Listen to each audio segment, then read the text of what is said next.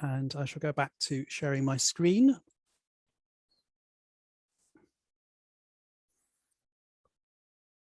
Okay, so welcome to being a charity trustee. This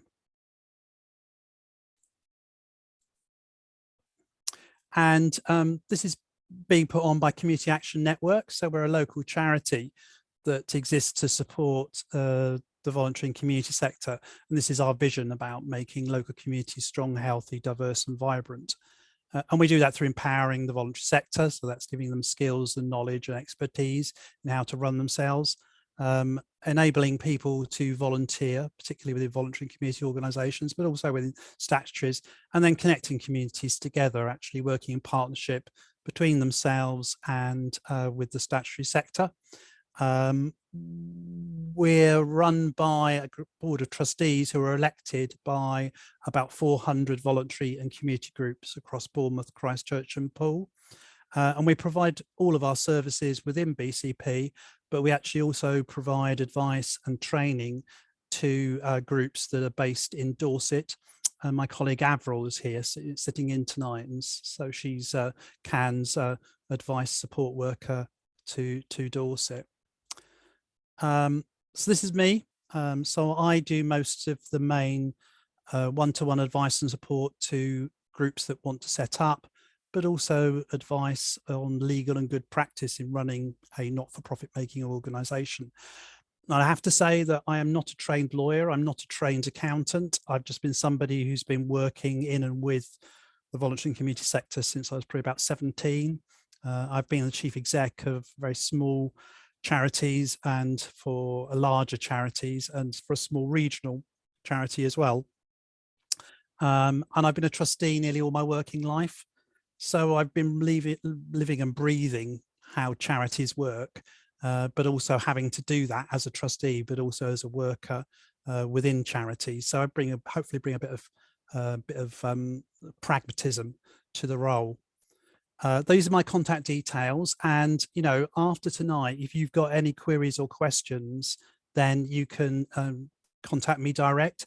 Best to use either the email or the mobile phone, because the landline number there is to the office, and you'll just get through to either leaving a message or talking to the person on reception, and they'll take a message, whereas you can ring me direct on my mobile number. We run these sessions 3 times a year because supporting and helping trustees to be effective is very important to us, because it's one of the defining characteristics of charities is that they are run by a group of dedicated volunteers, trustees, that have a passion to make a difference to the world. And that's what really makes one of the characteristics that separates them probably from the private sector. If you're being very, very black and white about it, private sector is there to make money. The public sector is there because there are laws from government which says they must exist. And sorry, Avril? Got a blank slide there, Steve. Yes, there is blank at the moment. Oh, okay. Sorry, I didn't know if it was supposed to be like that. Okay. I'll go away. The public sector exists because there are legislation that says, like, the health service has to exist, or local authorities, whereas trustees don't have to do it because they want a job or because they have to by law. They do it because they've got a passion to make a difference. So we put this on because being a trustee is working together to make a difference. And you'll see out throughout this evening, I'm going to talk about the individual, but also the group responsibility of being a charity trustee. So basically, this is the principle. And if you go off tonight, just always acting in that way, always in the best interest of your charity and its beneficiaries, that's it, done and dusted. And basically, even if you get it wrong, if the Charity Commission, and even if it ever goes to court, if you can show to them that you acted in good faith and reasonably and always in the best interest of your charity, its beneficiaries, they'll be happy with that. Even if it was a wrong decision, they would basically relieve you of any responsibility. So basically, any time you're asked to make a decision about your charity, if you feel you can argue why you acted in that way in the best interest of the charity, its beneficiaries, you'll probably be fine. So really, I could wrap it up there and then, but you know, you've booked out tonight, you've paid some good money for tonight, so I'm going to spend the next 2 hours entertaining you with and unpicking how this might mean practically day to day. So hopefully some of you saw this blurb. I'm basically going to very briefly talk about what makes a charity, what a trustee is and what they do, the legal responsibilities individually and a group, what are their possible liabilities and how to manage them and how to be an effective trustee and help and support. I'm going to bang through this quite quickly, hopefully to give you a taster. You'll get a copy of this presentation and, as I said, a link to a recording of tonight, and also quite a lot of handouts. So through this presentation, you'll see an H followed by a number, and you'll get that in an email probably next week with all those reference documents to look at and help you go away and be a better trustee. So what is a charity? Does anybody want to give me what they think makes a charity a charity? Just unmute and shout out, it doesn't matter. What do you think makes a charity a charity? Being not for profit. Being not for profit. Can I just ask what you mean by that? Well, it's a good question.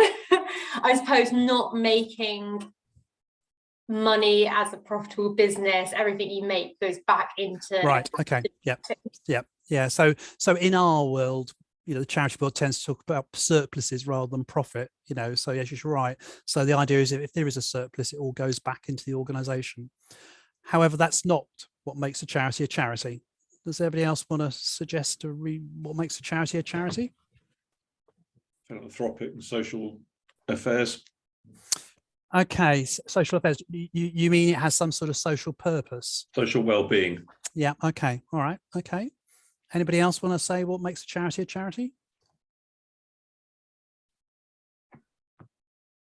It's one of those questions, isn't it? Like, you know, everyone thinks they know what something is, and then when you ask them to define or describe it, actually, it's quite difficult to do. So I'll put you out your misery. So in England and Wales, we have a very rich legal tradition about what makes a charity a charity. There's a huge amount of common law, and then there are acts of parliament, and the first act of parliament was 1611, and there have been other acts since then. So there's a well-established legal framework about what makes a charity, and it's got to be established exclusively for charitable purposes. Now, they're pretty broad. There are 13 of them, but they're what you would usually think of. It's about education, health, alleviating poverty. Some of the other ones that you probably wouldn't say, but if I say, for instance, promotion of religion, you would think, oh yeah, that's probably a charitable purpose because of all those churches or mosques or gurdwaras that are registered charities. Other ones maybe less so. So running a community centre is a charitable purpose if it's for public benefit. Other ones would be around urban regeneration and so on. But what is very true is that not everything that's good for the community is necessarily charitable. And so you as trustees need to have your head a bit around what are charitable purposes, because you're that custodian. You've got to make sure that everything your charity does is exclusively charitable. And it operates for the public benefit. So it's got to do some sort of improvement to the public, okay, and not for private benefit. And there is this test of when is enough public benefit public.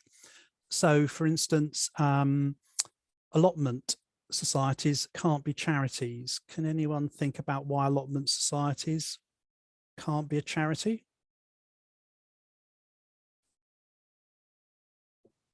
Because there's a limited number of people who've got allotments. The benefit of the whole. Yes, yeah, two people were saying very much the same thing. That's right. It's really limited to a small number of its members.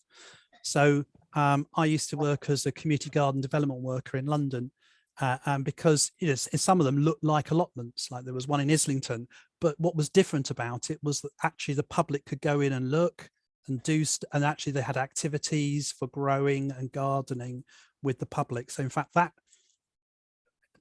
from the outside looked as if it was just like an allotment pitch, but in fact, actually it was a charity because it was engaging more public people. For instance, tenants associations can't be charities, usually again, because they're working for a limited number of people and usually it's to their own membership. But if that membership came about like 5,000, so like a part of a ward, then that could become charitable because there's a large number of people. Okay, so there is a bit of a sort of judgment call to be made about public benefit. So it's not about numbers, it's about actually what percentage of the public could make use of the charity. So for instance, if your charity was providing services for children with a very rare disease, and maybe there were only like 10 children a year diagnosed, but you helped 4 of them, probably the courts have said that was enough public benefit. Okay, so there is a judgment call that has to be made, but again, it's one of the questions that all trustees need to be asking themselves, how much public benefit are we creating and how are we measuring that? And the last one is this one, basically that it's under the High Court of England and Wales, and that's because charity law is different in Scotland and Northern Ireland. So if your principal office and your principal activity is in England and Wales, then you come under English and Welsh law, and you come under the Charity Commission for England and Wales.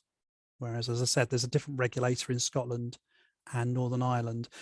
And if your charity starts operating in those 2 other countries, then you might have to think about registering with that regulator.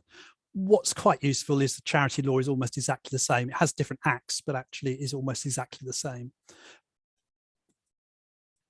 And as I said, charities exist to make a difference, to create public benefit. Luckily, nobody said this. Having a charity number is not what makes you a charity. There are quite a lot of charities out there that in fact do not have a charity number and they're not registered with the Charity Commission. And there are actually 2 large sets of organisations that actually are charities but are not registered. Can anyone think of a group of charities that doesn't register with the Charity Commission and therefore doesn't have a number? In fact, most people might even say they're public. Further education and colleges. Yes, in fact, nearly all the education field, because obviously most schools, if they're academies or foundation schools, will be charities in law, but they do not have to register with the Charity Commission. And the other set of public institutions that are also charities in law, would anyone else like to guess? In fact, you see it in their names an awful lot of the time.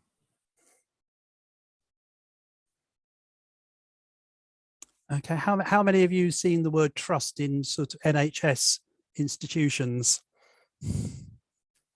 Yep, so nearly all those, the independent units of the NHS, like the hospitals and the community health, are charities in law, but they're not regulated by the Charity Commission. They're regulated by, for instance, either by the Department for Education, for instance, or by the NHS, Department of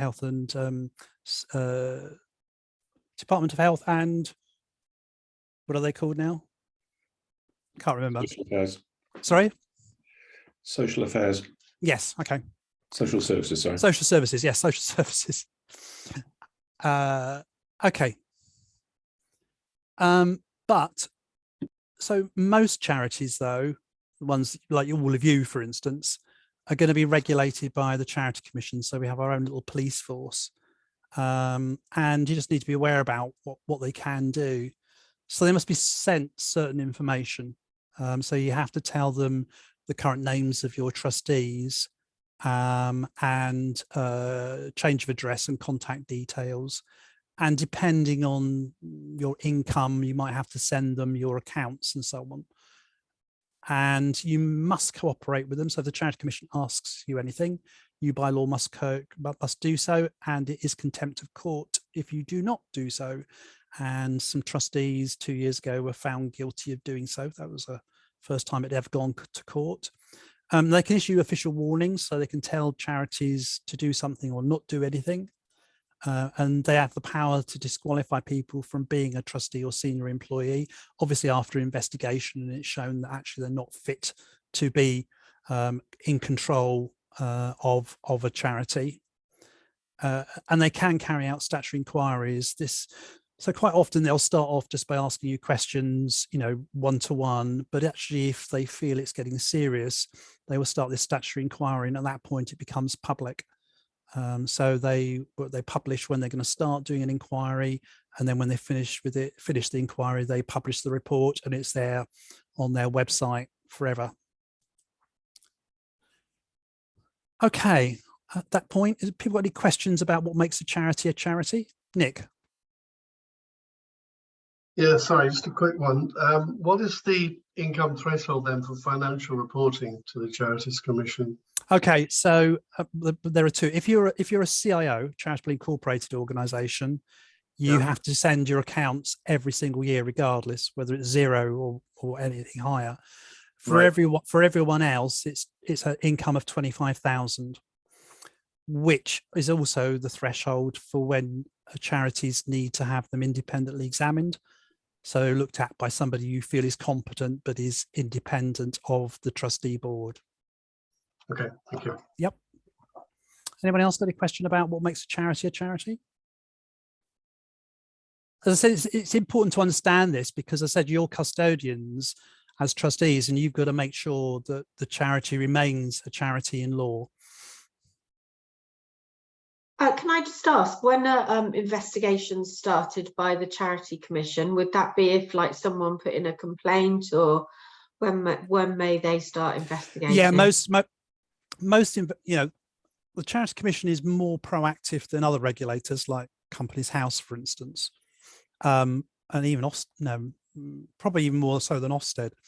But generally it happens because somebody makes a complaint, then they follow that up by contacting the charity. And if they think there's nothing really to answer, or it's quite minor or something like that, that'll be the end of it.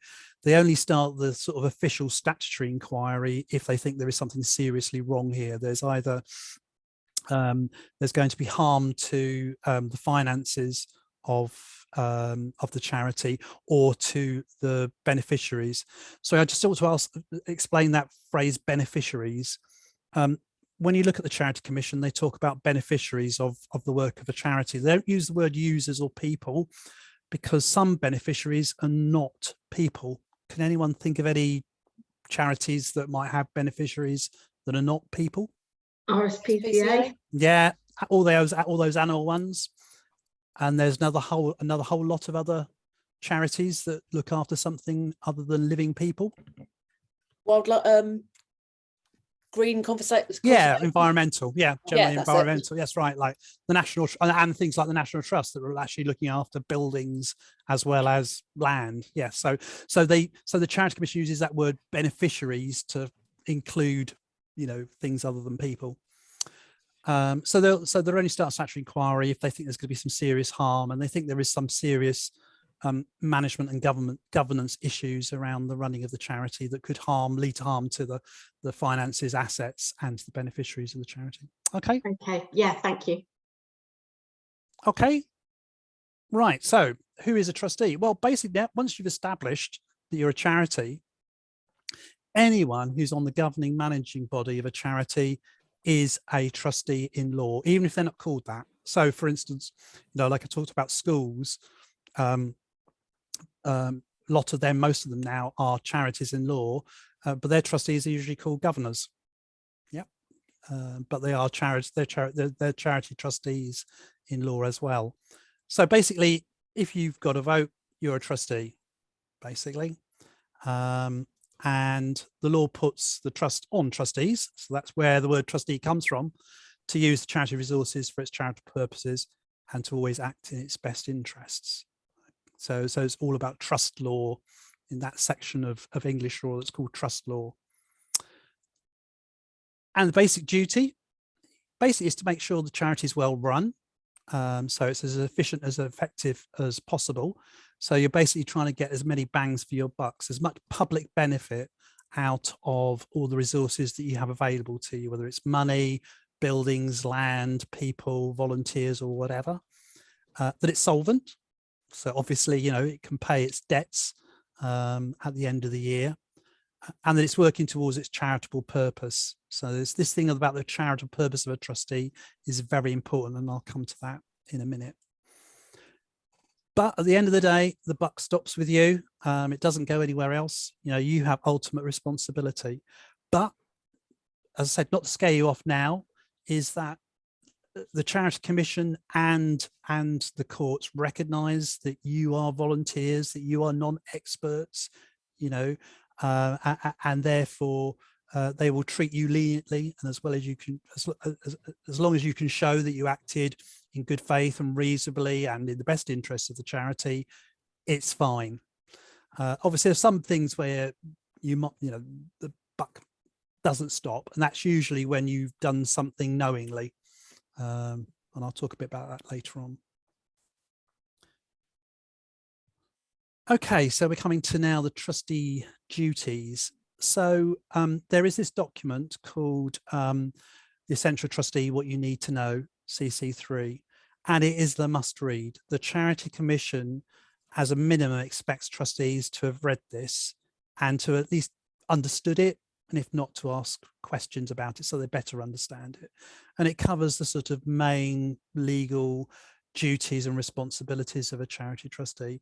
Don't be put off when you look at it. When it downloads, it looks like it's about 50 pages long, but actually it's very well spaced out.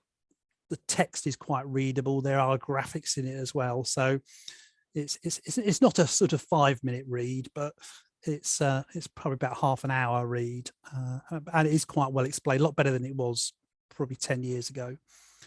And there is this CC Trustee Welcome Pack, is quite good as a sort of summary of those duties. And as I said, when you get this presentation, then these things in blue here will be hyperlinks, and they'll go straight to that document on the Charity Commission website.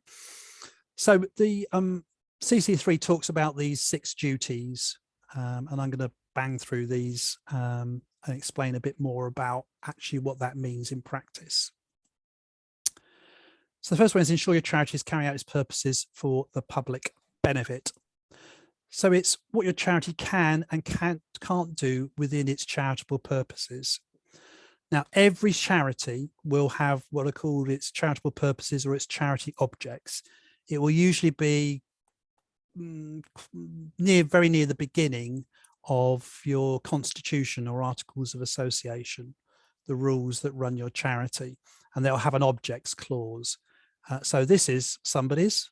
Does anybody recognize this as being theirs? Yep, I do. Is that Nick? It is, yeah. And you're from which charity? Full saleability. Right, okay. So all of your charities will have a objects clause, and basically you can't do anything outside of those objects. So every time you're asked to do a new bit of work or make a decision, you should be asking yourself, can we do it within our objects? So if you look at pool saleability there, so who are they to benefit? Who are their beneficiaries? People with disabilities. Okay, right. So basically they can't use their assets for people who are not disabled, basically, who are not disabled people. So so however worthwhile it may be, they can't use their resources to help people outside of the objects. Now, just as a sort of an example of this, and the Charity Commission did this last year when we had the Afghan refugee crisis, and obviously more recently the Ukrainian, that quite a lot of charities quite rightly wanted to do maybe an awful lot of fundraising work to help those refugees. But the Charity Commission did point out by saying, well, if it's outside your objects, then for you to do that would be illegal use of charitable resources. So that's one saying, however worthwhile, and even if it is charitable, you in your charity must only work within your charitable objects. Does anybody want to ask me a question at that point? Are you quite happy? I've just got one thought for us for saleability, because we do take out young carers. So these are often, the children in a family who have someone in the family with a disability. But we also do that for them as a means of giving them some respite, if you like. So I don't know, we certainly don't consider it being outside our remit. Yes, I think what I would say to you is that you might possibly be able to justify that if your focus was to improve the social welfare, of their siblings, for instance, or for whoever they're caring for. Or if you want to do something outside your objects, the thing to look at is changing your objects. So, for instance, quite a lot of charities that are working with people in need within a family setting might say, and their families. Does that make sense? So that actually it's quite explicit that they can help them. So I would say to you that you might want to think about, as a charity, possibly slightly broadening the beneficiaries, so you don't fall foul, because you'll need to be able to, if you're asked, how does this bit of work with the carers benefit those with disabilities? You might say because it takes the pressure and really strain off the carer, for instance, and therefore they'll get better care. But you see what I'm saying? It becomes slightly more argumentative, really. Yeah, sure. Okay, thank you. So what I'm saying to you is that if there's a one thing you learn off by heart from your constitution, it's the objects clause. Because as I said, every time you're asked to make a decision about a bit of work, you need to ask yourself, is this within our objects? So I've seen charities sort of drift because they think it's a natural progression of the work, or they feel it's, it needs to happen. But actually, if you go back and look at their objects, they're in fact acting outside of it. Okay. Yep. Then you as trustees ought to have a vague idea about, well, what activities are you doing to carry out those objects, and know what difference the charity is really making. Now, you don't need to know that in detail. I think you should be able to, if someone stops you in the street and asks, well, what do you do? What do you do in your time off? Oh, I'm the charity of pool saleability. And then they ask you, oh, what does that do? So being able to describe it to someone in the street, the activities, but also I think what difference it makes. Okay, so you might be helping 200 people a year. And we do sessions throughout the week and the weekends and in the summer, but it'd be nice then to talk about actually how that's probably improved their social confidence and their health and so on. Marion, I think, was first. Yeah, is the objects clause discrete to the Constitution? No, it will be somewhere in the Constitution, usually quite near the beginning. Okay, thank you. You'll also see it, if you don't know, if you're a registered charity, you have your own web page on the Register of Charities on the Charity Commission website, and actually that's the one bit of your constitution that will appear on the register. Brian. Yeah, what's the liability on the charity for, as you say, drifting from their object clause? Oh, well, usually if you've done it as an honest mistake, then you'll just get a slap of the wrist and told don't do it again, and maybe think about changing your objects. If you've done it knowingly, then the Charity Commission, it will start investigating and it'll feel how serious it is, and it is one of the times when trustees could be individually liable, so they could be asked to pay money back. So for instance, there was a case last week where a trustee had diverted about £117,000 towards the construction of some sort of statue, which has got nothing at all to do with the objects. And because the money can't be found, then that trustee has been asked, and the court has basically had, court action has been taken for him to repay the charity 117,000 quid. But I think that was when the Charity Commission, after a long investigation, thought that that person did it knowingly. Okay. Yeah. Right. Next one is about complying with your charity's governing document. So your governing document is like your constitution for most of you. At least one of you is a charitable company. So you'll have articles of association. So it's, it's your rules. So it's being familiar with your governing document, and all of you ought to have a copy of it or easy access to it. I say to most charities, put it on your website if you've got one, because it is a public document. Anyone can do a freedom of information request to the Charity Commission and ask for a copy of it, and they'll send it. So just put it on the website, so you as a trustee always know where you can lay your hands on it. If some of your charities have got some sort of share drive or whatever, then that's an obvious place to put it as well. But make sure really you have access to it during a trustees meeting, in case you need to know the details of how you make decisions or deal with circumstances, because it is your Bible and you must follow it to the letter. And if you don't, then any decision you made could be made null and void and be challengeable. You've got to be up to date with filing accounts. Someone asked that question earlier about when you have to send your accounts in. All of you will have to do some sort of annual return, which is it gets longer every year. It's an online form of questions about the charity, but you have to send those in, and you have to do those within 10 months of year end. Now, bigger charities, they will probably delegate that responsibility maybe to a member of staff. But you as trustees ought to know it happens, because if it doesn't happen, then it's your risk that will get slapped. The excuse that you gave it to someone else to do won't wash with them. They'll say, well, you should have made sure it happened. So get a report back from whoever's doing the filing for you that that's been done. If you are late in filing, you get red flagged. So again, on the Charity Commission website for the Register of Charities, if you go one day over the 10-month period, then it goes red. And that's the Charity Commission say to donors and grant makers that should raise questions for you about their ability to run a charity properly.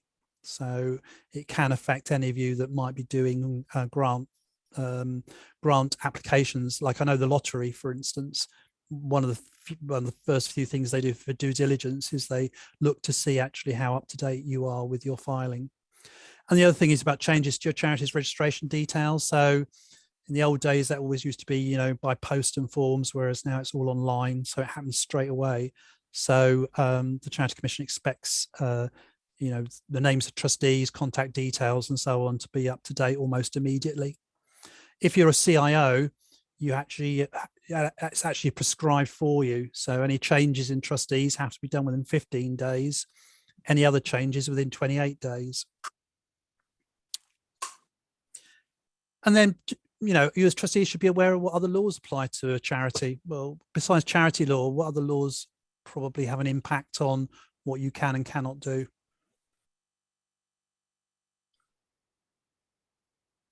Employment law. Yeah, employment law. Anything else that people want to say? Health and safety. Yeah, health and safety.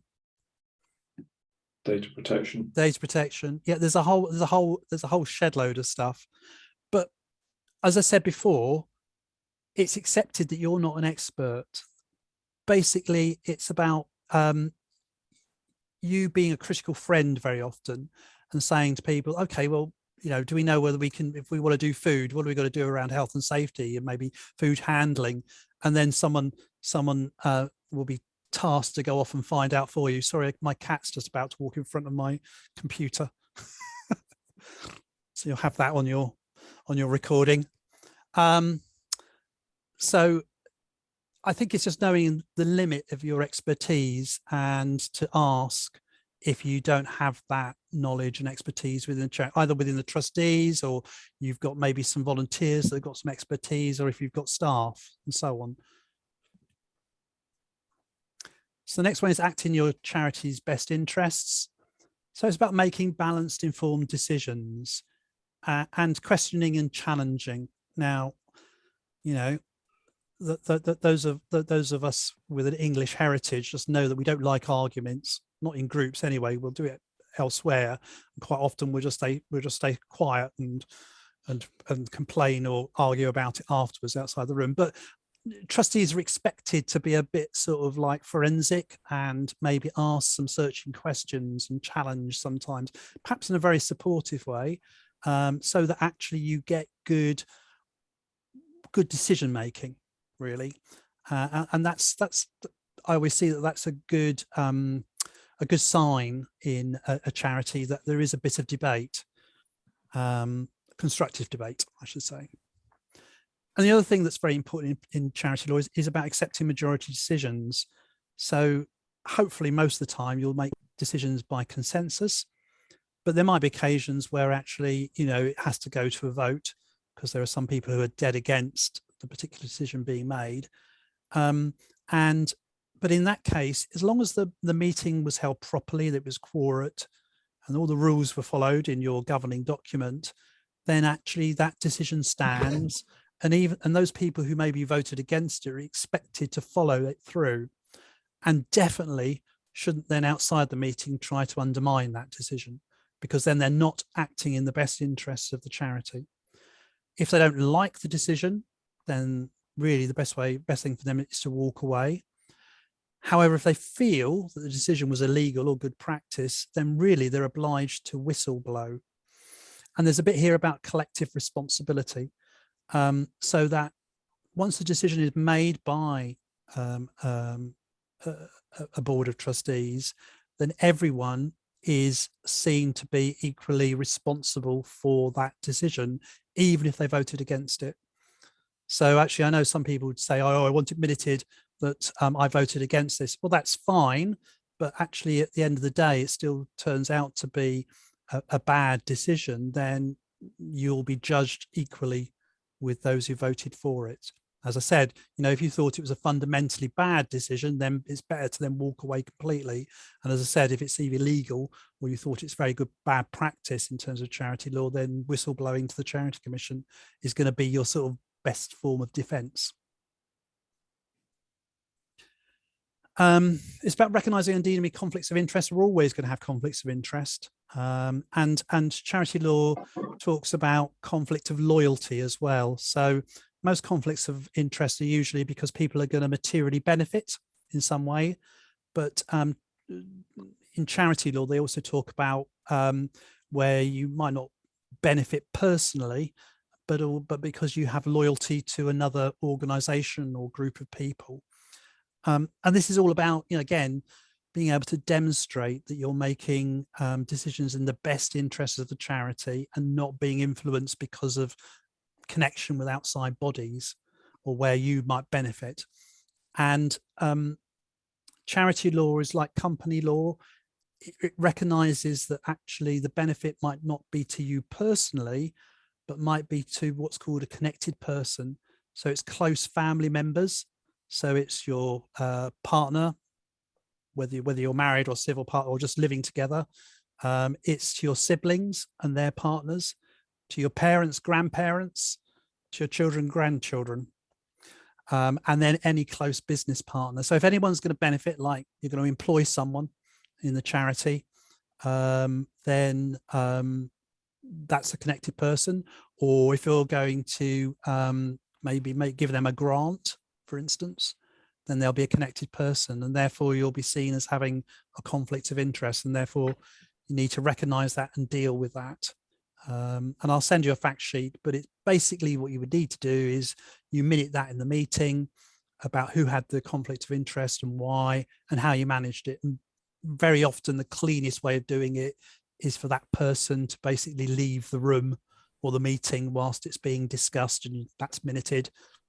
Then the rest of them make the decision, that's minuted, and then it's minuted that you come back into the room for the next item. And then ensuring trustee benefits are allowed. So most constitutions say that trustees or connected persons cannot be employed by the charity unless you get prior approval from the Charity Commission, and you'd have to show to the Charity Commission why it's in the best interest of the charity to employ that trustee or a connected person rather than someone else, it's possible to do so. And your constitution governing document will be clear about other sorts of benefits. So usually it's perfectly okay for trustees to claim reasonable expenses from being a trustee, like travel costs, carer costs. But it might also talk about the provision of services or goods to the charity, and there might be detailed clauses about how that's allowable. If you've got a really, really, really old governing document, I don't know what Leonardo Trust one is like, because you've got a trust deed. It depends how up to date it is. It might have a prescription that actually trustees can't benefit at all, not even as a beneficiary.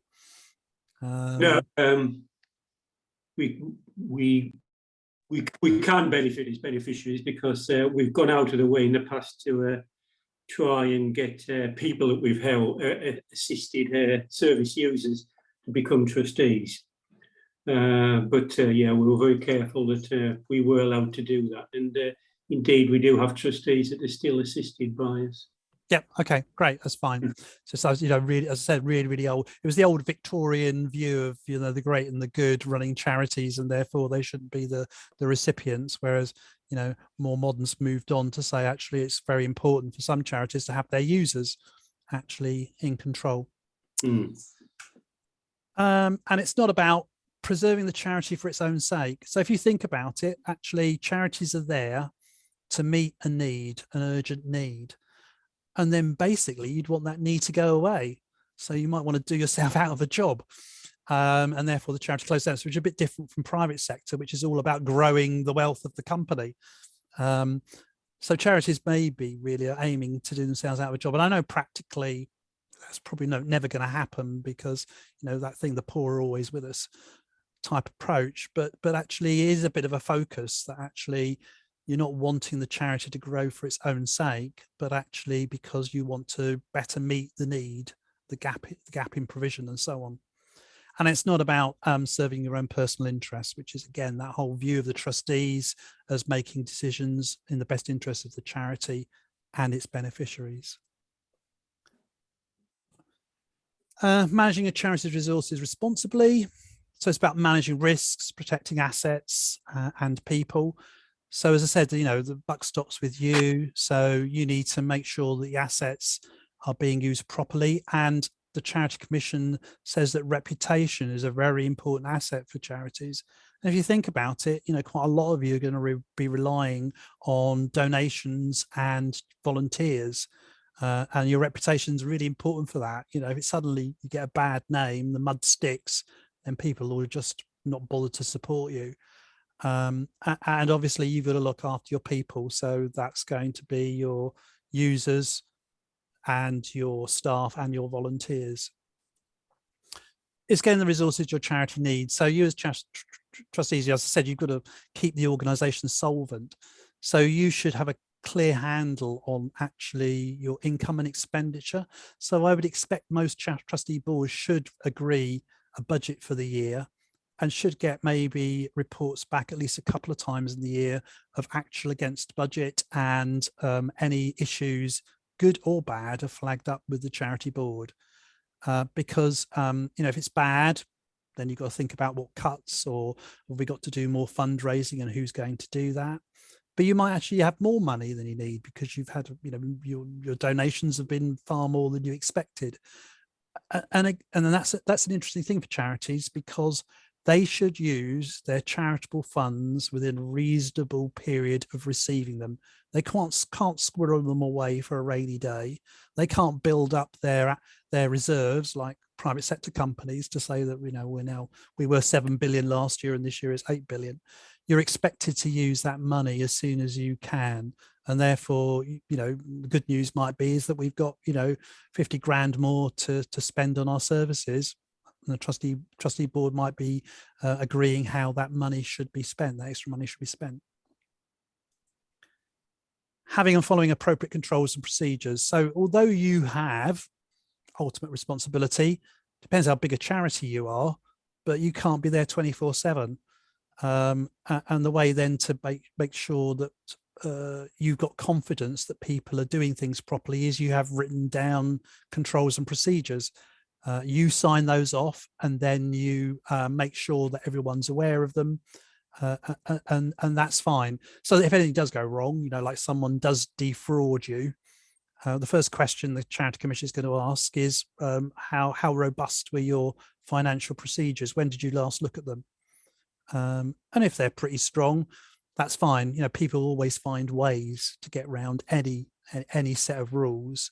But if they're pretty weak, or you were aware of some shoddy practice, like, dare I say, I was talking to a charity last week where they were still signing blank checks because they went round to the chair once a month and got them to sign 10 blank checks, which the Charity Commission just says is an absolute no-no, and is a very common way for someone to do fraud, because basically the person signing a check without seeing evidence of the expenditure and signing it off.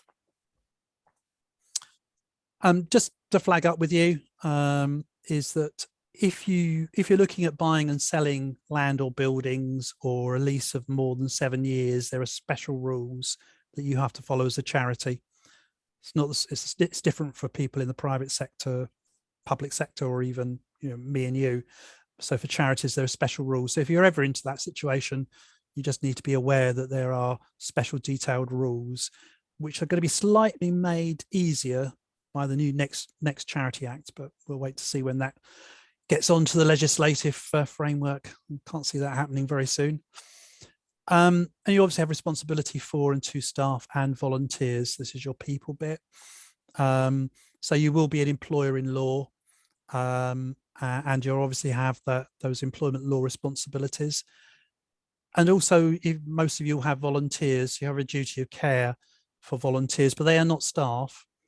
But you must make sure that you actually treat staff and volunteers differently, or in terms of having different policies and procedures, so that actually volunteers don't start to perceive themselves as being treated as employees. So, you know, there have been instances of volunteers that have gone to employment tribunals and successfully argued that in fact they were being treated as staff rather than volunteers, and therefore perhaps were unlawfully dismissed, for instance.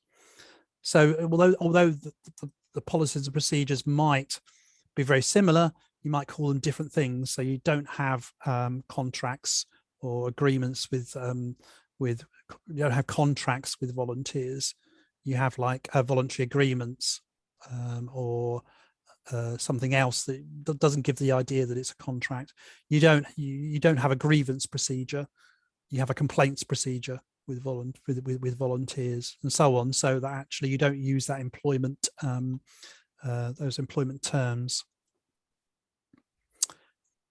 Act with reasonable care. So as I said, you know, the courts and the Charity Commission do accept that you're volunteers. You're not experts. You're not like me, sort of like living and breathing charity law, you know, my working life. But what's expected is that you use the same skills and experience that you have in looking after your own affairs. Okay. The only time that is slightly more is if you are a professional who basically promotes that they are. So that if you say you're a qualified accountant or a qualified lawyer, and if you don't use that within the charity, then you'll be held to a higher level of accountability. Because, like, for instance, if you were a lawyer, and I know you don't want it to be your day job, but you knew that, for instance, something pretty obvious is being done around employment law, and you didn't pipe up and said, I think we need to check that, and let it go, and then it's found that the charity has done something contrary to employment law, then you as the lawyer would be held more responsible than the other trustees. But because, you know, recognizing that you aren't experts, it's about deciding, you know, where the limits of your expertise and knowledge are. So looking for advice, and, you know, all of you could come to CAN as your first point of call. You know, we can deal with most things, and if it's very complicated, we'll probably tell you you need to go and talk to a professional in like HR, or if it is a very complicated legal thing, like you're taking on the lease or a license of a building, to get it checked by a qualified legal professional, or if it's something very complicated around accounting, like, you know, corporation tax, or particularly VAT, then it's best to go and talk to a thing. So we'll signpost you when we think you need to get that sort of expert advice. But it's very much about preparing for meetings. So, you know, don't just turn up to meetings, have a think about the agenda, any papers beforehand, and any key questions that you want to ask, and maybe a bit afterwards as well, and making sure you get the information you need, financial and management.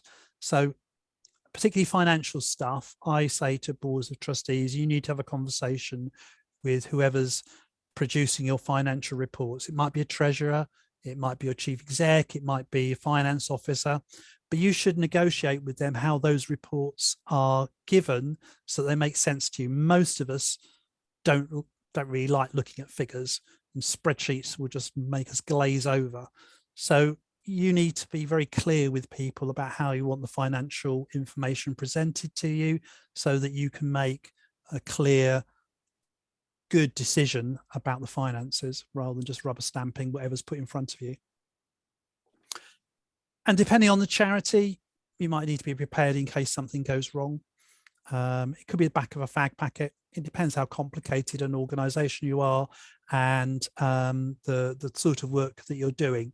Obviously, pool saleability, talk about, you know, taking people out in water in sailboats. So what will happen in case there is an accident, and whether it's a serious accident. Brian from Leonardo, you're working with carers and people with, again, with perhaps disabilities and so on. So there might be stuff around safeguarding, for instance, stuff that you might need to be prepared for. What else have we got here? I guess Bournemouth School for Girls PTA could be that thing around, you know, again, safeguarding issues that, you know, because the contact that you have with families, you might become aware of a safeguarding issue, and it's about what you do if that was to happen. And the next one is about ensure your charity is accountable. So it's meeting legal, accounting and reporting requirements. So it depends how big an organization you are. Someone earlier asked me about, you know, when do you have to file your accounts? And I said earlier, for instance, that if your income is more than 25,000, you then have to get those accounts looked at by someone independent of the Board of Trustees. Once it becomes $1 million, don't think any of you are at that stage yet, then you have to have a full audit, for instance.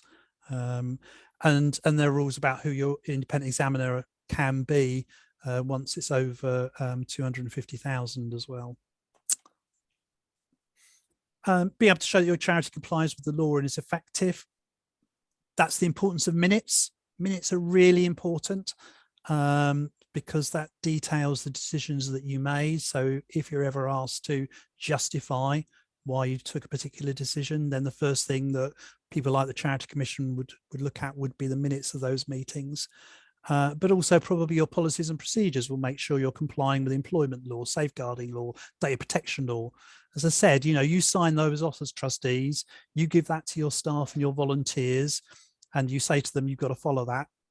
And it might be that people disregard it and work around it, but at least you are protected by showing that you did all you could to actually put those legal and good practices into effect. Be accountable to your members. So some of your charities might have a structure where you have a wider membership, and that's where you might have things like AGMs and member meetings that you report to, and you have to send your annual report and accounts to, and maybe to others with an interest in the charity, particularly funders, maybe the general public, because you're looking for donations and so on. You as a charity need to just decide actually who are your main stakeholders and how you're best going to be reporting to them. And I think it's important for you, for trustees, you know, you are in you are the final, you're the ultimate responsibility for the charity. You are at the pinnacle, and therefore staff and trustees have got to be accountable to you. You know, it's very easy for the trustees to just end up being, you know, passengers sitting there passively agreeing to what maybe staff bring to the board. And that's not how the power balance is. It does lie with the trustees. So you need to get the balance right of managing those staff, but not micromanaging them.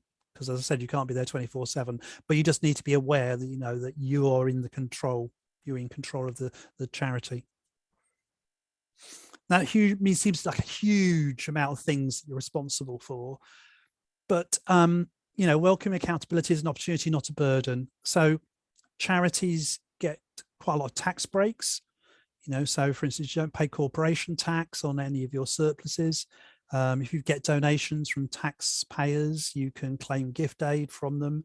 There are a couple other tax exemptions that we get, but you also have an awful lot of trust and confidence from the general public. So every year there are these various surveys done of the public of how much you trust particular institutions. Police and the NHS usually come out quite near the top, but charities are usually third or fourth. And you typically, you know, they score them out of 10. So charities might be 6 or 7 out of 10. Whereas down at the bottom end is usually local authorities are 3 out of 10. Members of Parliament are 2, and the government is 1 out of 10, probably usually with the press. So you know, having this degree of transparency and accountability sort of maintains that the public trust, which means that you'll get supported by donations and volunteers. And having something like the Charity Commission there means that it will take action against any bad apples and therefore protect the overall brand of charities. Now, if you're new, this might seem like, oh my God, what are all these rules? I'm never going to know this. But, you know, if you sat down and asked, you know, well, look at this picture here. What's going on in terms of the Highway Code? Has anyone seen the latest edition of the Highway Code? It's probably about this thick now, but most of it you will know because you do it regularly enough. You know which lane you're supposed to be in, what those signs mean, and so on, what you can and cannot do. And you know, sort of charity law is a bit like that. The more you do it, the more it becomes second nature. And as I said, you know, quickly refer to CAN if you're not sure about the you know, the nitty gritty of some of these things. So I've chunted through those duties. Has anybody got any questions at that point?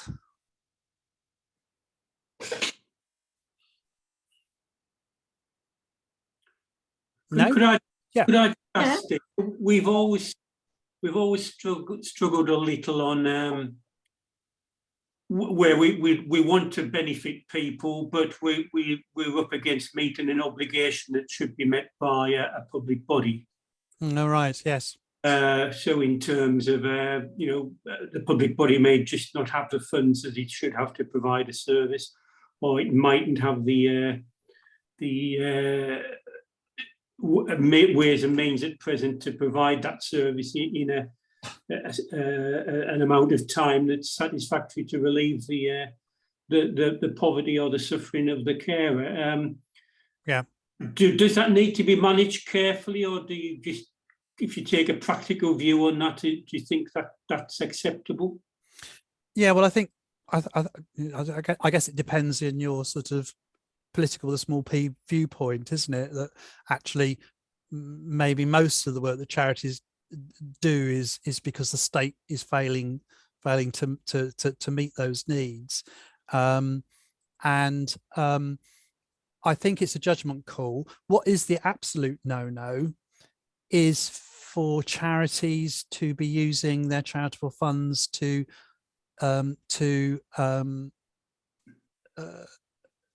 back up the cost of a statutory service.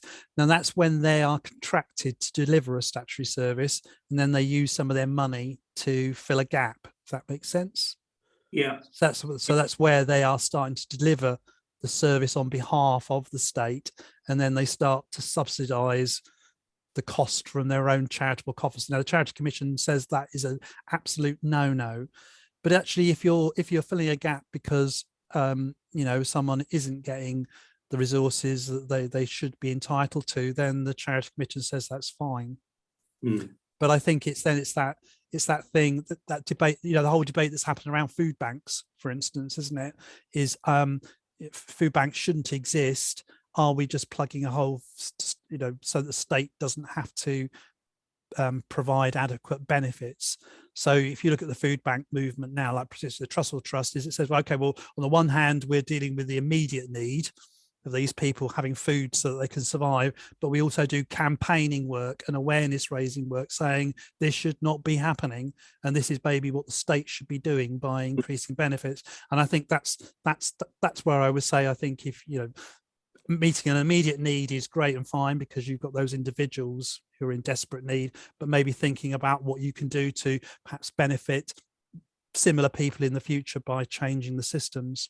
Yeah, okay, I think that's how we feel. I think that's and one of the things I didn't say earlier, one of the no-nos about what is not charitable is what's called ongoing political campaigning. So, for instance, Greenpeace and Friends of the Earth, everyone would think, well, it depends on your viewpoint, but most people would feel that they are probably, doing benefit for society, but they can't be charities because their raison d'etre as an organisation is to either change the law or to make sure laws are being enforced. So they can't be a charity, so they're not a charity. But charities are allowed to do some campaigning if it helps them carry out their objects, and secondly, that it doesn't become their main area of work. So that's again, like I said, the Trustee Trust, they're doing their bit of doing immediate support, but then also trying to do influencing to change laws or the way that Parliament or institutions like government departments, deal with people in need. Okay, thank you. Anyone else got any questions at this point? Yes, I've got one, please. Yes, Marion. Right. You looked here and you're talking about the new highway code, which has got bigger and bigger because there's all sorts of new rules that have come in. How do we know when new rules have come in with the Charity Commission, and how often do they happen? Okay, so each charity has got a named contact, and they will get regular emails from the Charity Commission, including something called Charity Commission News, which they put out quarterly. And it's usually suggested that those are whizzed around all the trustee boards. So ask whoever your official contact with the Charity Commission is, and then all our members get something called Know Your Stuff, which I do every week, and I shove in there stuff around charity, but also other laws like employment law, legal stuff around data protection, tax, and so on. So I send that out. So again, if you're, I think nearly all of you are members. No, Bournemouth School for Girls isn't at the moment. I'm not sure Hope for Food is, but if you're a member of CAN, then your named contact with CAN will get that once a week. Right, thank you. Nick? Yeah, coming back on the reserves question, at what point does the Charities Commission get, Right, nervous and itchy about that? Yeah. So for that reason, if you asked, so on the one hand, they're saying charity law says you should spend charity money as soon as you're able to generate public benefit, but it's also recognised to be prudent for charities perhaps to have some reserves, basically to provide continuity and consistency. But it means that the trustees are supposed to agree a reserves policy to justify the amount of money that they're holding. So I do see some charities saying, oh, well, we're going to hold 9 months worth of money. But then why 9 months? What's the justification behind it? So there needs to be a bit of an exercise to decide why you need to hold a certain amount of reserves. It could be because, you know, you're dependent maybe on a few funding sources, and that basically you've got to chase the money every now and again. So you say, well, it could take 6 to 9 months for us to identify a new funder, do a successful grant application, and for that money to come in.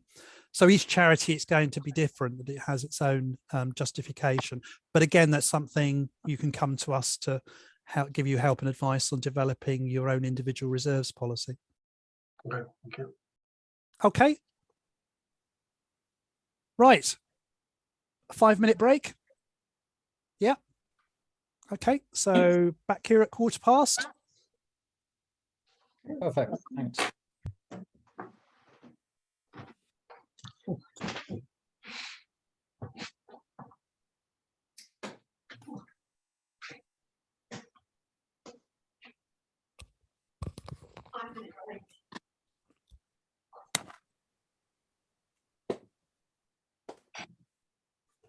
Questions I think we need to ask.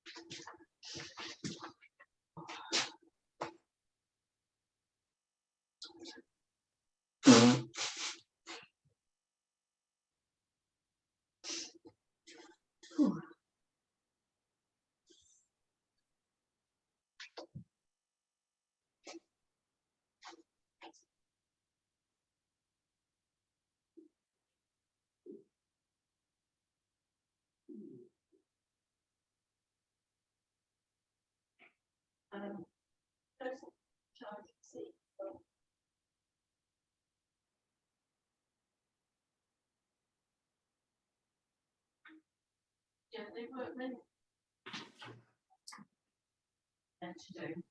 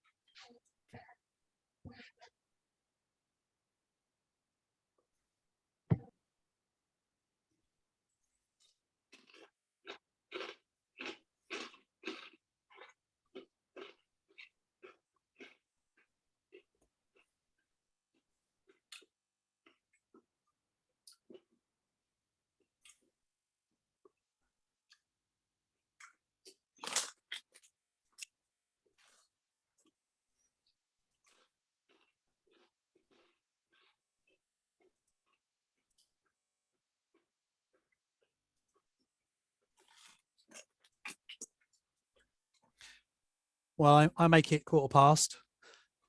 Lots of blank street. Oh, someone's.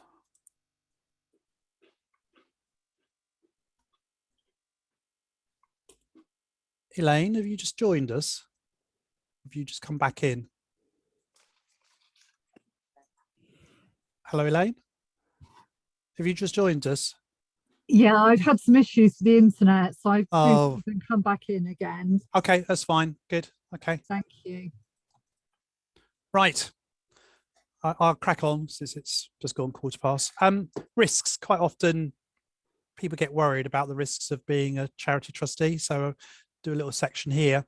I've said throughout, you know, that basically the Charity Commission and the courts recognise that you are volunteers giving your time generously to be a charity trustee, and therefore nearly in all cases financial liability will be met by the charity. And here's a quote here actually from that CC3, the essential trustee, that, you know, the Charity Commission recognises that you're volunteers and that you're making honest mistakes and you're not expected to be perfect. Do your best to comply with their duties, and Charity Return protects trustees who have acted honestly and reasonably. So that should, you know, give a degree of comfort to you. But there are some rare cases where trustees may face personal liabilities. Like someone asked me that thing around what happens if you do outside your objects, and the court case that happened last week. But that was where it was obvious that that trustee had knowingly done that misuse of that £117,000. The other times could be where there are statutory fines.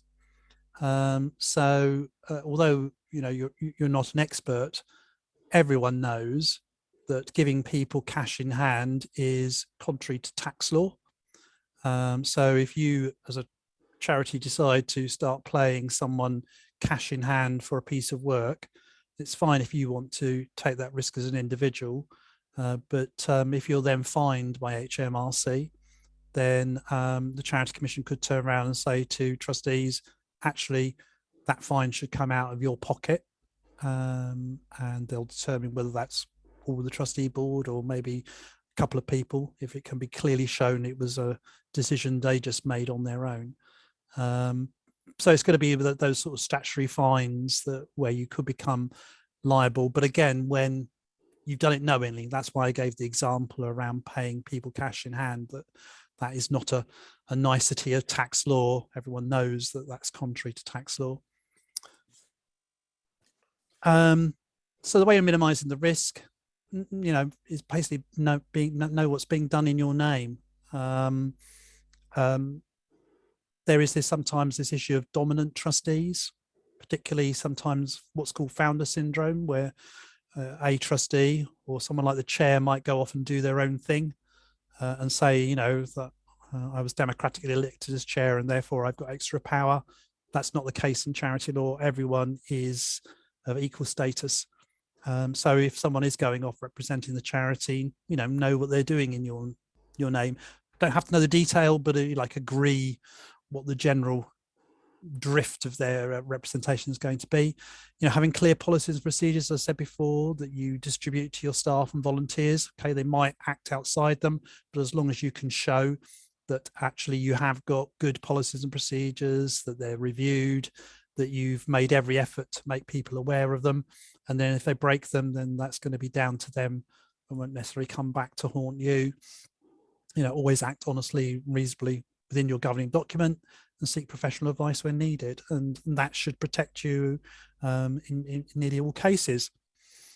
And obviously insurance is something that the Charity Commission does expect charities to take out. So, you know, charities should review their insurance cover at least every couple of years, just to make sure it's still enough. You know, there is this whole issue of underinsurance. So someone needs to take on the task of, you know, actively reviewing the insurance and making sure and reporting back to the trustees that actually, you know, they've spoken to a broker who has basically said, yeah, you're covered for everything you do and to the right level. And then there's the whole issue of incorporation. So slight lesson in English law. So the courts, English courts, recognise two sorts of persons: a natural person, which is me and you, and some of your governing documents might talk about a trustee has to be a natural person, and that means they have to be a living individual. And then the other sort of person is a corporate person. So that's an organisation that has its own legal identity, and the most common form of that is a company. But other ones would be local authorities and NHS trusts, community benefit societies and cooperatives that are registered with the FSA are also corporate persons. Limited liability partnerships that you see now commonly amongst accountants and lawyers, so they're corporate persons. So these persons, natural and corporate persons, what they are is that they're persons then that can recognised by the court, so can have legal action taken against them, or they can take legal action, and they can sign legal documents in their own name. So what's the difference? It's a bit like the difference between a sole trader and a company. So if a sole trader, a person is in business as a sole trader, if their business goes down the tubes and their business owes money, then the people they owe money to are well within their own rights to go after what they're owed from the person's own assets. If they sign a legal document, it's in their name. Whereas if a business becomes a company and it goes bankrupt, then unless someone can show that the directors knowingly built up that debt, then the people who are owed money can go whistle the wind basically for it.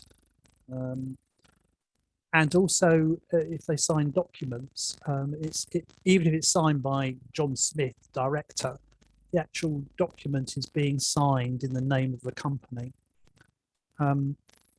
So most of you here are incorporated, either because you're a charitable incorporated organisation or you're a company limited by guarantee. But Leonardo Trust, you're unincorporated, because you've got a trust deed, and Bournemouth School for Girls, you're unincorporated as well, and so is Hope for Food, I think, when I looked on you on the website. So what you're seen as in law is a collection of individuals, and therefore if you go down the tubes, then the trustees could have unlimited financial liability. And basically anything you sign, contracts, are effectively become null and void if that person is no longer a trustee. So it's fine for very small organisations like for Bournemouth School for Girls. I don't think you've got much to worry about because you don't employ staff, you don't have any contracts, you're only going to spend the money that you've got in the bank, so you're unlikely to go bust. Whereas if you start to take on things like staff or contract or leases on buildings and land, contracts for services, then the chances of legal action becomes greater. Simone? Sorry, there's just a slight reverberation coming. I don't know if I'm picking it up. I don't know if it's coming from yourself or someone else. But it's slightly interfering with what I'm hearing from you. So Is anybody else getting any sort of... Yes. Yes. Yes. I wonder if it's my... Right, can I just say, I'm not getting it, but what I find, I do a lot of meetings like this, is that sometimes if there are a lot of people who are unmuted, you do get a lot of feedback. Oh, okay. So if you could, if you're not speaking, can you mute yourself? Thank you for that, Marion. The only thing I thought about was about whether it's my mic against my shirt, so I shall try and... Sounds like your cat purring. What was that? My cat purring. So... No, it's gone away, so it's not the cat. Okay, let's hope that's a bit better. I'll send some fact sheets with this presentation about H9 and 10, which talks about the different legal structures and the pros and the cons. And obviously, you can always come back to me if you want to explore that in more detail. But the basic principle is always act in the best interest of your charity and its beneficiaries, and generally you're going to be protected from any risk. But if you knowingly act not in the best interests, you will be liable. And so the Charity Commission does take action. It's quite proactive with that. Like I gave that example of the court case last week of 117,000, and it has pursued people, and it actually has passed information on around criminal activity. You know, because of its inquiries, it gets hold of criminal activity and then passes it on to the appropriate agency. Okay, key quality of being a trustee, I think, is having the courage to ask that seemingly stupid question. I said earlier, quite often we're very reticent about, you know, being seen to be being silly and not speaking up. But actually, I think it's a vital thing to do, as to ask those questions. And quite often you might find that when you ask that questions, there are probably other people around the table in the meeting that have got exactly the same question they want to raise. And the Charity Commission does have this this little infographic of the 15 questions trustees should ask. Not all the time, but you know, appropriate questions maybe over a year or 2 years. And some are perhaps more relevant. Others, like, you know, this one in green here. Do you know what impact the social and economic climate is having on our donors and support for our charity? You know, in terms of the cost of living crisis, thinking about if you are relying on donors, individual donors, you know, are they going to be able to continue giving you as much as they have in the past, and what are you as a charity going to do to that? Are we an effective trustee body? You know, a navel gazing of thinking about, are you being as an effective decision-making body as ever? Some perhaps aren't so relevant. Would be perhaps you know, are we satisfied if we have a pension scheme? Have we reviewed it recently? These are ones where it was final salary. You know, in terms of most of you, if any, are probably using defined contribution, so that's less likely to be an issue for you. But for those of you who had old, you know, final salary ones, then the liabilities can be quite large. So that's quite a good little sort of infographic to have occasionally to look at, to think about what strategic long-term questions you should be asking yourselves at a trustee board. Oh, sorry, I just clicked on the infographic.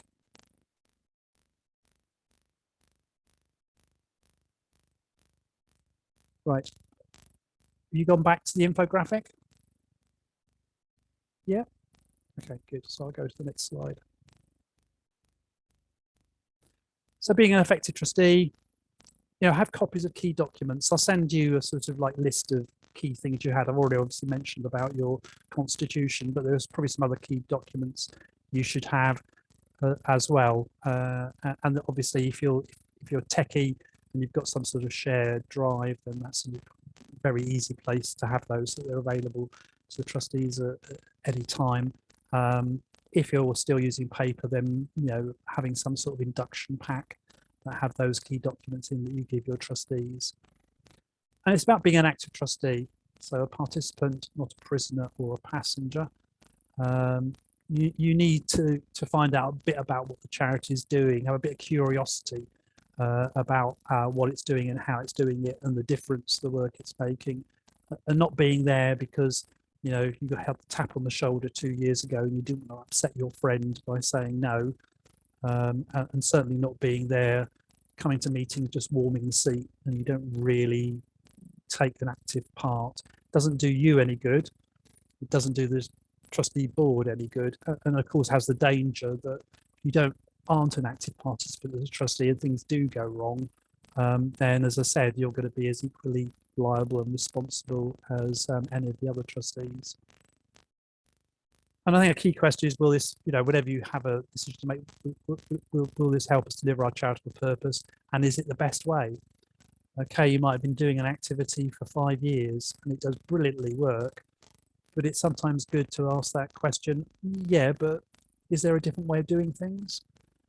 It's quite interesting that COVID has made quite a lot of charities suddenly think about how they deliver their services slightly differently. You know, before COVID, people were saying, oh, can we make better use of the internet or remote working and stuff like that? And it was saying, oh no, if it's not broke, why fix it? Whereas an awful lot of charities, including ourselves, you know, have learned and are still carrying to use those benefits of other ways of working and delivering services. And this is very key, I think, for a trustee board, is to keep the big picture in mind. You're about strategic decision making, not necessarily about day-to-day management. And that's this next slide. I'm going to unpick that being a bit more. Being an effective trustee is about governance, which is making sure things happen, and not management, which is making things happen. Now, in very small charities, you may well not only do the big picture stuff, but you might be really involved in the day-to-day delivery of services, you know, as a volunteer.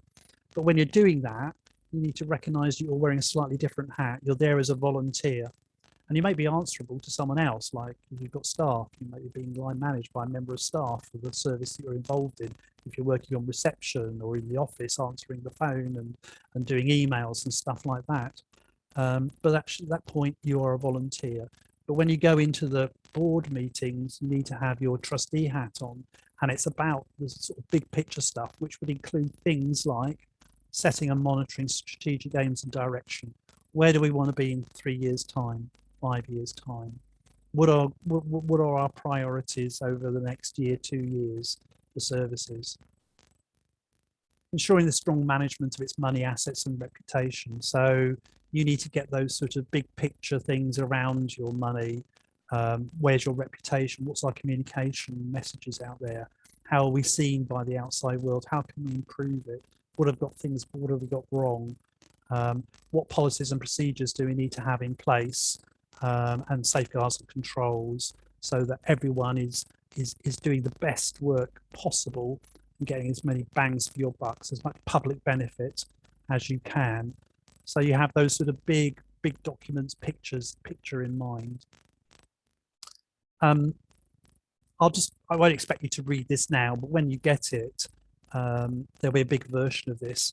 But this is something that I think Mike Hudson tried to sort of like parallel the difference between governance and management. So, you know, you as trustee board set the vision, mission and values, and then everyone else works within that to develop services and so on within those parameters, that you establish and monitor policies, and then people on the other side work within those and so on. So it is a subtle difference, but it's a different focus. And what I would say is the trustee board is very often a critical friend. So you hopefully have got the time and the energy sometimes to just look up from today's work or the work in the next week about actually the long-term view, and to put some proper perspective on the work of the charity.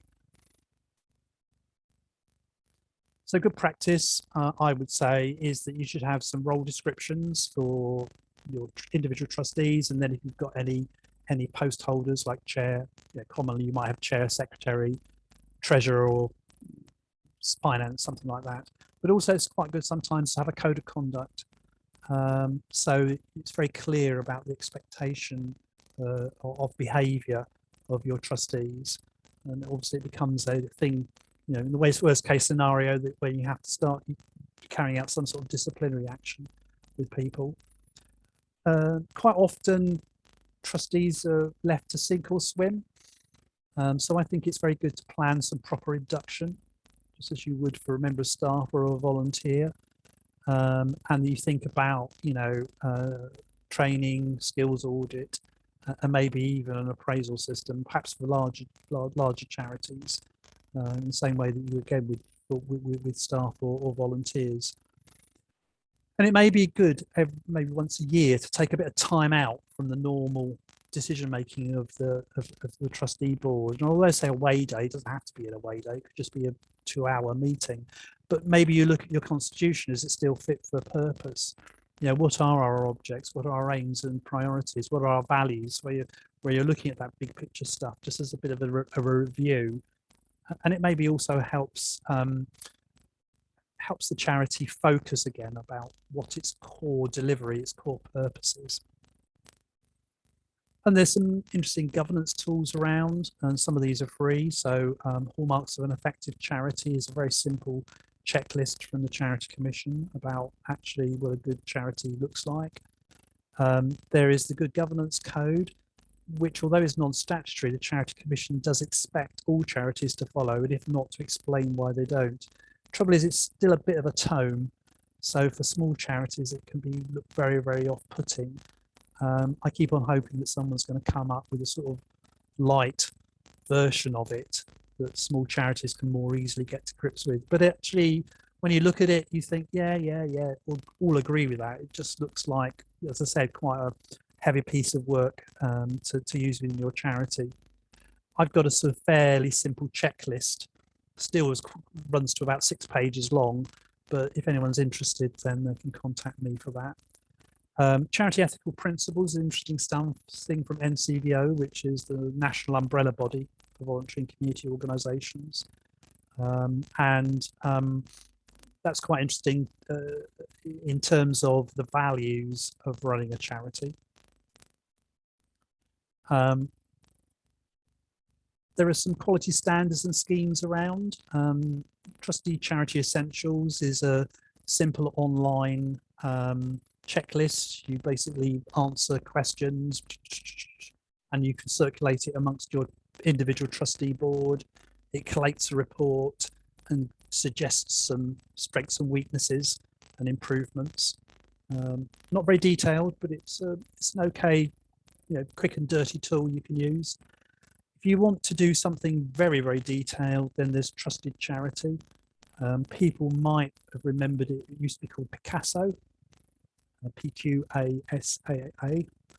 So it was a quality standard that was specifically put together for charities. And you can do a self-assessment, but then you can pay quite a lot of money for an independent auditor to come out. And then you get a quality mark if you pass.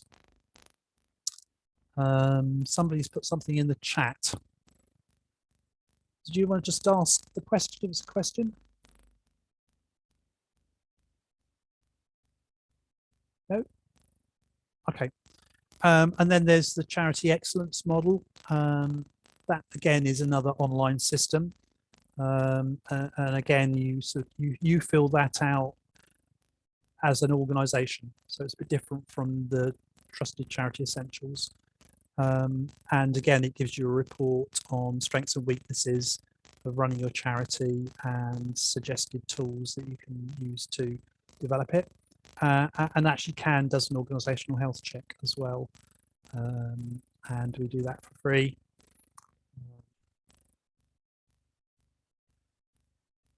None of you are, I think everyone's come tonight actually linked to a charity.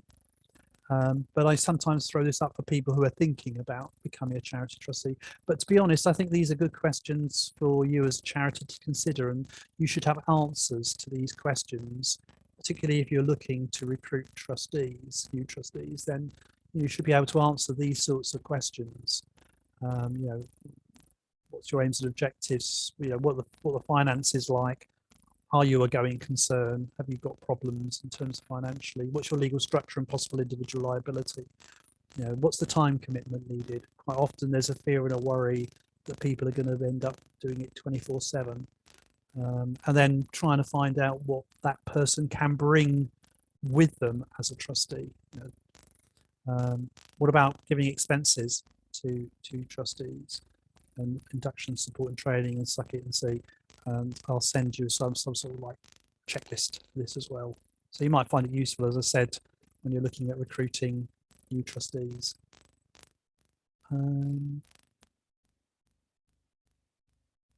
Okay, so Kat, obviously I've said that I'm here. If you're based in BCP, based in Dorset, it will be Avril.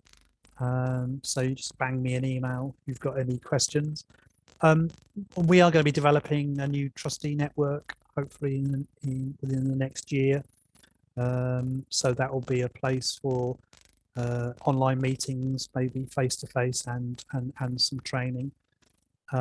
We actually already do a couple of training courses besides this. So we're doing one around financial responsibility, and we'll probably do one around safeguarding duties maybe next year.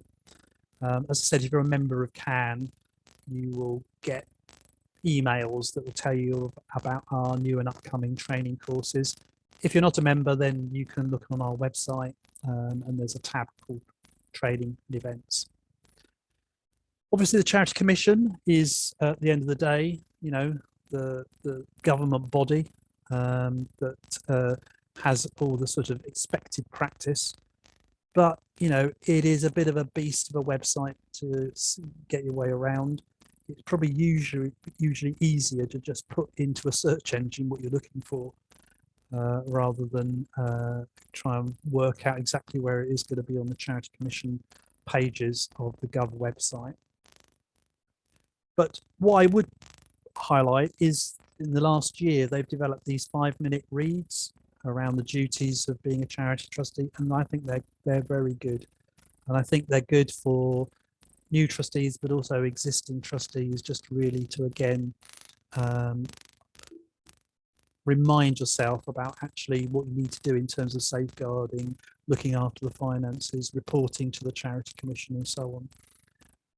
So I would recommend looking at those. Mentioned NCVO a couple of times. There's quite a lot of stuff on the NCVO, some that's open to non-members, some that's open to members, but it's always good to have a good look at their website. In the last 6 months, we've developed at CAN, there's a members zone that is only open obviously to members, but we're putting more and more resources and templates around running a charity onto that. So again, you need to talk to your whoever your named contact with CAN is within your charity to find out actually how to gain access to that member zone. I would always recommend this book from NCV, from Directory of Social Change. You can either get it as an ebook or you can get it hard copy. It's pretty good, really, in terms of unpicking everything I've talked about. It's in its 3rd edition, so every now and again they do a new one as things slightly change around charity law. But it's a very good reference book as well, I would say. As I said, I think most of you are members, but there is membership is free, but you get these added benefits, unlimited of my time, for instance, as well as getting access to, you get the regular emails from CAN, including Know Your Stuff, but also access to this new member zone. So you'll be pleased to know that's the end of me sort of like regurgitating everything. So are there any sort of questions that people have got from all that?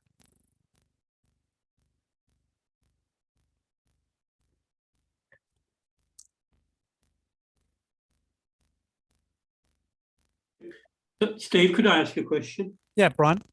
As you highlighted earlier, we're a long-established charity under a deed of trust, and we have looked at the past in switching to a more corporate setup. But we found where our research highlighted the fact that if you do that, you actually lose your audit trail as a charity to date, in the terms that you have to have a new registration.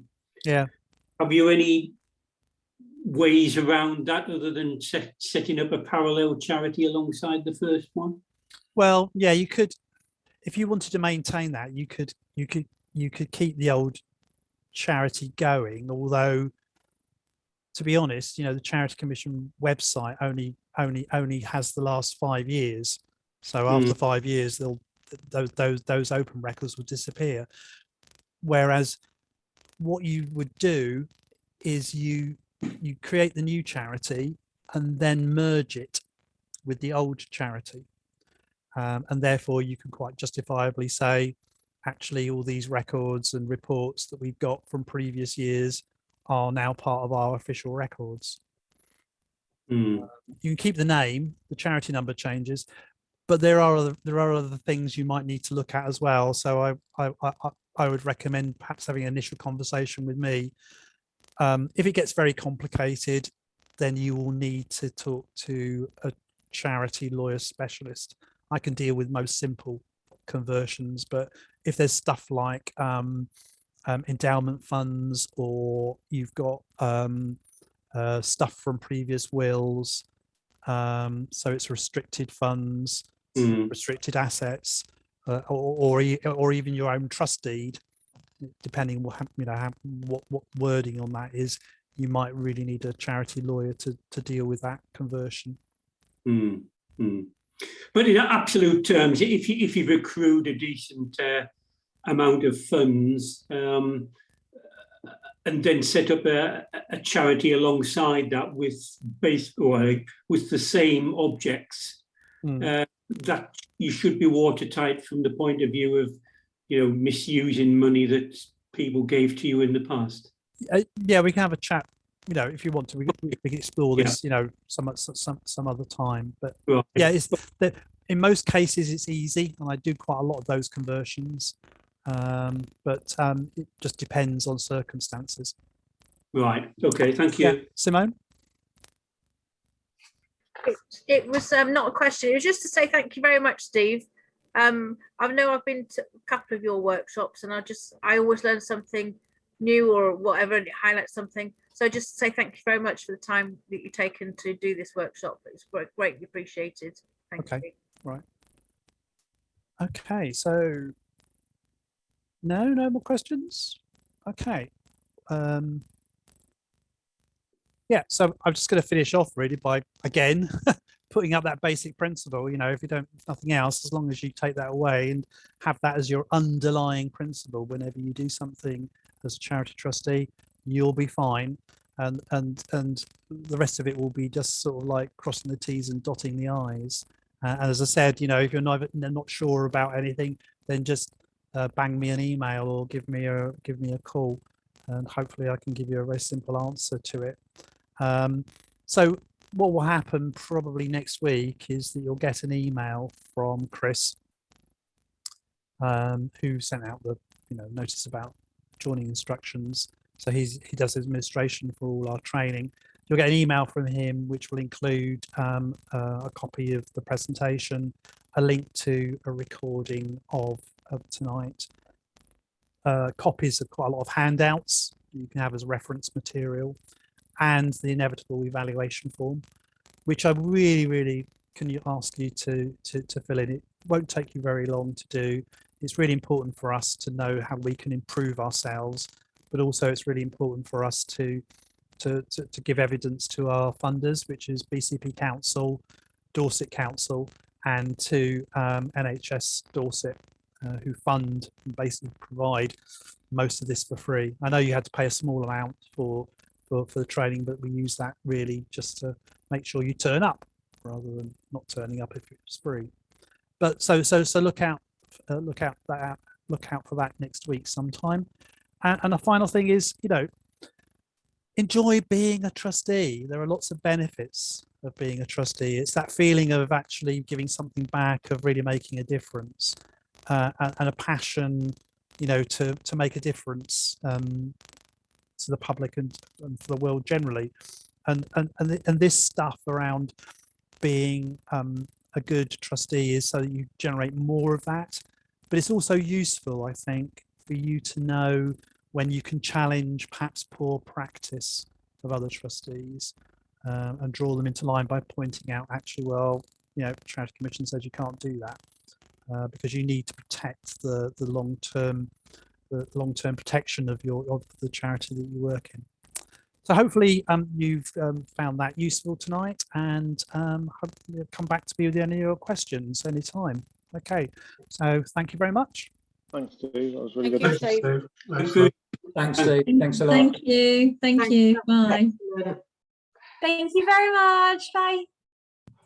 Thank you. Oh, Terry, you had your hand up. Did you want to ask a question? Oh, Elaine, you had it. Oh, no. Okay. if you've got a second, Yes. I have a question. Yes. So I'm Sam, I'm from Bournemouth School for Girls, PSA, that was new with you today. I know you've had some